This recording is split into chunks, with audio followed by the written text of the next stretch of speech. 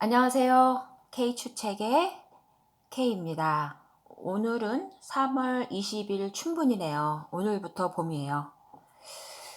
오늘은 고요할수록 밝아지는 것들이라는 해민 스님이 지은 책으로 같이 여러분과 나눌 건데요.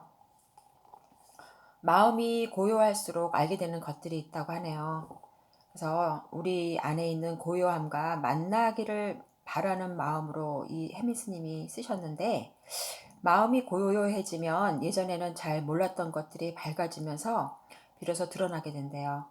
내 안의 소망이라든지 진정 꿈꾸는 삶의 방향이라든지 추구하고 싶은 삶의 가치라든지 혹은 오랫동안 눌러놓았던 감정이나 기억까지 되살아나 그것들로부터 치유가 가능하게 된답니다. 또 마음이 완전히 고요해지면 우리들이 깨닫고 싶어하는 자기 본성도 밝아지게 된다는 거죠. 그래서 이 글을 읽는 동안 다이아몬드처럼 투명하면서도 모든 것을 아는 내면의 고요함과 만나셔서 마음의 평온과 자유, 따뜻한 사랑을 경험하기를 원하는 마음으로 해미 스님이 이 책을 쓰셨어요. 저는 크리스찬인데 저 해미 스님을 개인적으로 되게 좋아해요. 굉장히 마음에 와닿게 소통을 많이 하시는 분이시죠. 그래서 이분이 또 마음치유 학교를 열었고요. 멈추면 비로소 보이는 것들, 완벽하지 않은 것들에 대한 사랑, 이런 책을 썼고, 이 책은 최고의 베스트셀러로 세계 35개국에 수출돼가지고 베스트셀러가 됐대요. 이분이 하버드대에서 비교 종교학 석사를 받으셨고, 프리스턴대에서 종교학 박사를 받으셨어요. 미국 햄프셔대에서 종교학 교수로 7년간 재직했었고, 우리나라에서는 조계종 승려가 되셨죠. 그래서 이번 고요할수록 밝아지는 것들, 이 책을 쓰면서 복잡하고 소란한 세상 속에서 나 자신을 잃어가는 현대인들에게 나에게로 돌아가는 소중한 시간을 선물하려고 이 책을 쓰셨다고 하네요. 이 책을 제가 그냥 막 한 번에 후루룩 지나가기엔 좀 아쉬운 부분이 많아요. 너무 좋은 내용이 많아서. 그래서 이 책은 끝날 때까지 찬찬히 몇 번에 걸쳐서 제가 읽어드리려고 하고요. 나에게로 돌아가는 길,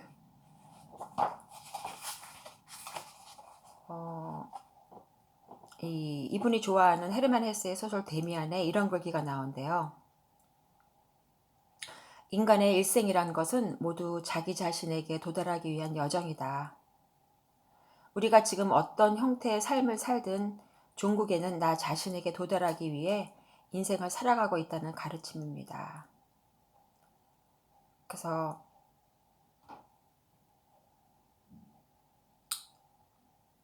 우리 자신한테 돌아가기 위해서 이 책을 나에게로 돌아가는 길이 제일 먼저 나오는데요. 그 중에 이제 나는 못해요 라는 시가 있어요. 넌 충분히 할 수 있어. 사람들이 말했습니다.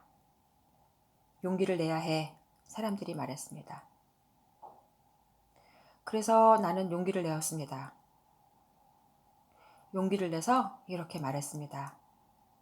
나는 못해요. 이 시는 그 허를 찌르는 반전이 있죠. 정말 용기 내서 해야 되는데 못한다고 말할 수 있는 용기를 가진 거죠. 행복의 요소 가운데 중요한 부분이 바로 삶의 주도성이 내게 있는가 하는 점이에요. 즉 지금 하는 일을 남이 시켜서 하는 것이 아니라 내가 원해서 할 때 사람은 행복하다고 느낀대요. 내가 삶을 주도할 수 없을 때는 그게 아무리 남들이 재미있는 것이라고 해도 힘겨운 것처럼 느껴지거든요. 그런데 안타깝게도 이 세상 많은 사람들이 그 주도성을 잃고 사는 것 같다는 거죠. 왜냐하면 나는 못한다고, 할 수 없다고, 이 길은 내 길이 아닌 것 같다고 그렇게 용기를 내어 말하지 못하기 때문이라는 거예요. 나처럼 자신의 미래를 내 스스로가 아닌 옆 사람을 보면서 결정했기 때문이라는 거죠. 이분도 공부도 참 많이 하셨고 다른 사람들에 대한 기대도 많았었는데 자기가 하고 싶은 스님이 되셨어요.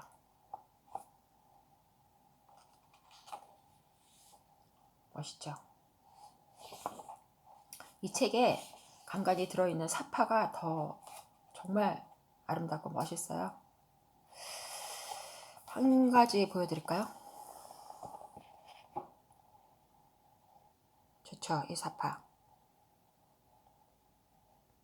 네.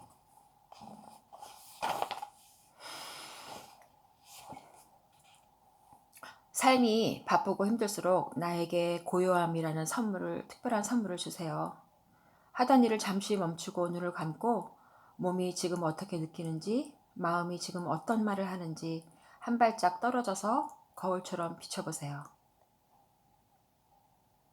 마음이 고요해졌을 때 그 고요한 힘으로 지금 상황과 내 마음을 천천히 살펴봐요. 이 일을 내가 계속 해야만 하는지, 어느 방향으로 가는 것이 옳은지, 내가 진정으로 원하는 것은 무엇인지, 고요 속의 지혜가 내게 답을 줄 것입니다. 일이 뜻대로 되지 않았을 때 우리는 잠시 숨을 고르며 차분한 성찰의 시간을 갖습니다. 성찰에서 나온 지혜와 숨을 고르며 모았던 에너지의 힘으로 이번에는 가능성이 있는 방향으로 힘껏 뛰게 됩니다. 그래서 실패는 성공의 어머니인 것 같습니다. 원하는 일이 이루어지지 않았다고 해서 지금까지의 노력이 아무런 의미가 없는 것은 아닙니다. 노력하는 과정에서 얻었던 여러 경험과 지식들이 다른 식으로 유용하게 쓰일 것이기 때문입니다. 그리고 무언가 배움이 있었다면 그 경험은 설령 실패했다 해도 가치가 있습니다. 지금 당장은 이 말이 가슴에 와닿지 않아도 훗날 지금 경험한 그 경험에 감사할 날이 올 것입니다. 마음을 강하게 먹으세요. 살다 보면 실패할 수도 있고 실수할 수도 있고 욕먹을 때도 있어요. 내 인생에 미안한 마음이 든다면 좌절하지 말고 다시 일어서서 더 좋은 모습 보여주자고 강하게 맘 먹으세요. 누군가가 나를 거절했다고 너무 상처받지 말아요. 더 좋은 인연이 기다리고 있을지 모르잖아요. 처음 원했던 대로 되지는 않았지만 나중에 보니 오히려 천만다행이었던 적이 살다 보니 참 많아요.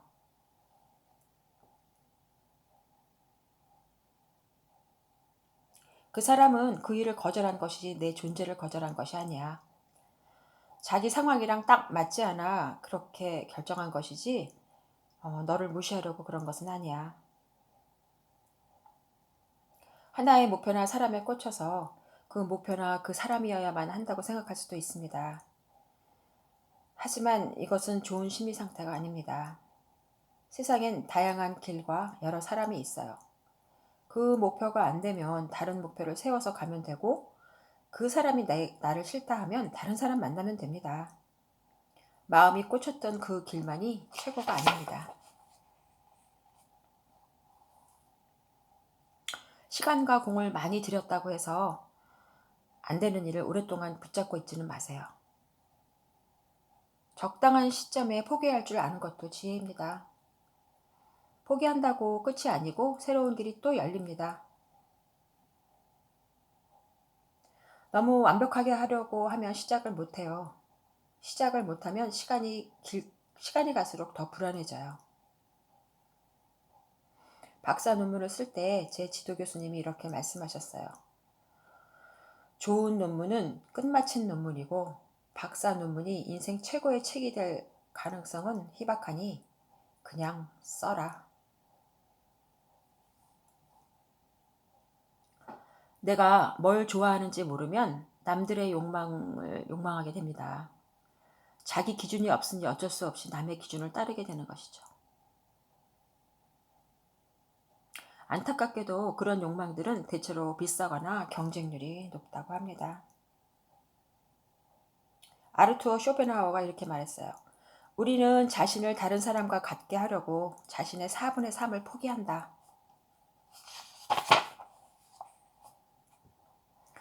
남들이 이미 많이 하는 일을 주변 권유로 선택해 그 속에서 남들보다 더 잘하려고 열심히 분투하는 것보다 나에게도 맞고 남들도 잘 하지 않는 일을 시간을 들여 잘 찾아보는 것이 길게 볼 때 더 좋지 않을까요?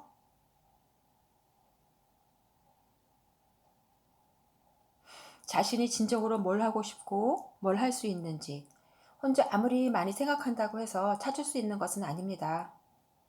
왜냐하면 뭘 하고 싶고 뭘 할 수 있는지는 이것저것 시도해보는 과정에서 나에게 찾아오기 때문입니다. 정말로 마음에 딱 드는 것이 아니라면 여유를 두고 좀 기다리세요. 기다리면서 열심히 찾다 보면 정말로 나에게 딱 맞는 사람, 딱 맞는 일, 딱 맞는 물건이 어느 순간 나타납니다. 본인의 앞길은 하나씩 하나씩 보이는 것이지 한꺼번에 쫙 보이진 않아요. 꿈은 자동 판매기에서 뽑으면 나오는 완성품이 아니고 내가 하나씩 만들어가는 것입니다. 지금 당장 할 수 있는 작은 것부터 시작하면 하나씩 보입니다. 저는 간절히 깨닫고 싶었고, 그래서 남들이 어떻게 생각하든 상관없이 승려가 되었습니다. 정말로 간절히 하고 싶은 것이 있으면 하세요. 엄마도, 가족도, 세상도 결국엔 당신이 행복해지길 원해요. 용기를 내세요.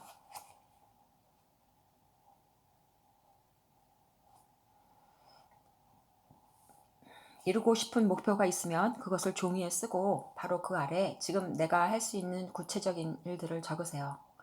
그리고 그 종이를 벽에 붙여놓고 매일 1분씩만 보고 있으면 적어 놓았던 일들을 행동으로 옮길 확률이 높아져요.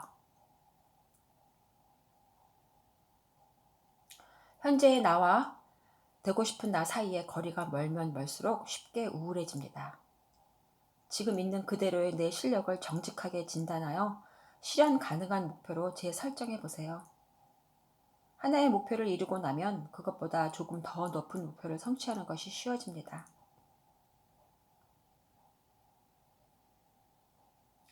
우리는 보통 짧은 시간 안에 많은 것을 이루고 싶어 하면서 10년, 20년 후에 이루고 싶은 목표는 잘 세우지 않습니다. 짧은 시간 안에 목표를 이루지 못했다고 실망하지 마세요. 긴 호흡으로 꾸준하게 가는 사람이 결국엔 큰 일을 해냅니다.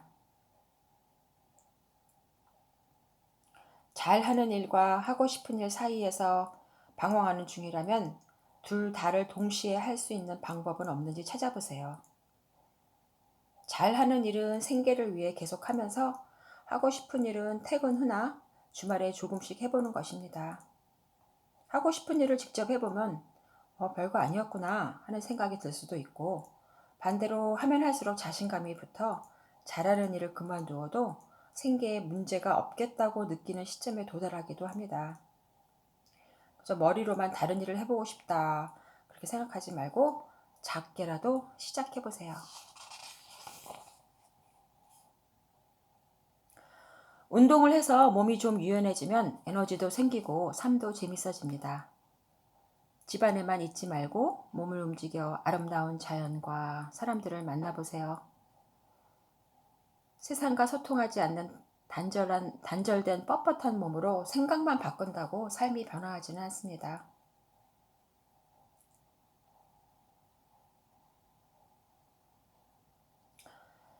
여행 중이라 일회용 면도기를 열흘 넘게 쓰고 있다. 그러다 보니 칼이 낡아 면도할 때마다 약간씩 상처가 났다. 그래서 결정했다.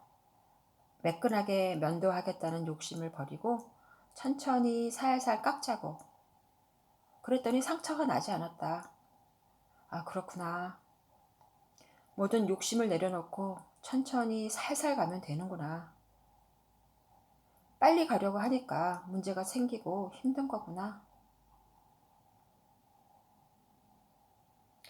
사는 게 힘들어.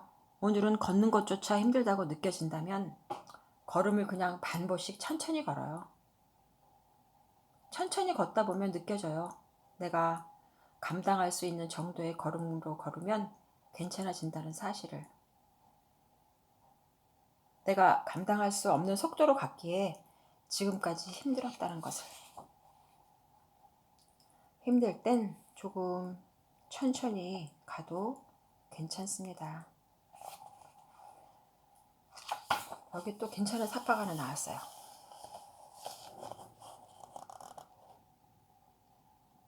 멋있죠? 의미가 있어요.